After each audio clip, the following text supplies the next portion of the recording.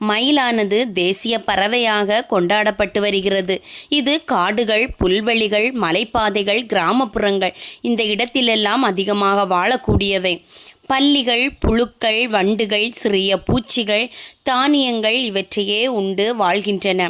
15 to 20 வருடம் வரை இதனுடைய ஆயுட்காலம் இருக்கும். ஆண் மயிலின் வால் 5 அடி நீளம். இதனை விரித்துதான் பெண் மயிலை ஈர்க்க நடனங்கள் ஆடுகிறது. சில நேரங்களில் மேகமூட்டம் இருக்கும் போதும் நடனத்தில் ஈடுபடுமாம் இந்த ஆண்மயில். குறுகிய உயரம்தான் பறக்கும். மயிலிறகை வீட்டில் வைத்தால் நெகட்டிவ் எனர்ஜி எல்லாம் போய்விடும் என்று நம்பப்படுகிறது. மயில் சில நேரங்களில் பாம்பையே விரட்டும் அளவுக்கு வல்லமை படைத்ததாம். மயிலின் வாலில் மட்டுமே பல வண்ணங்கள் இருக்கிறது.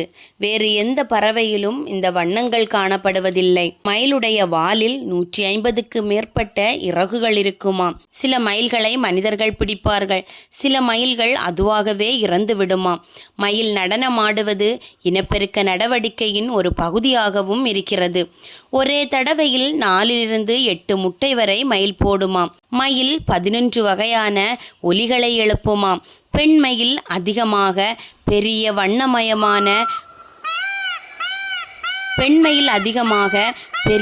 வண்ணமயமான பெரிய வால் உள்ள ஆண் மயில்களையே விரும்புமாம்.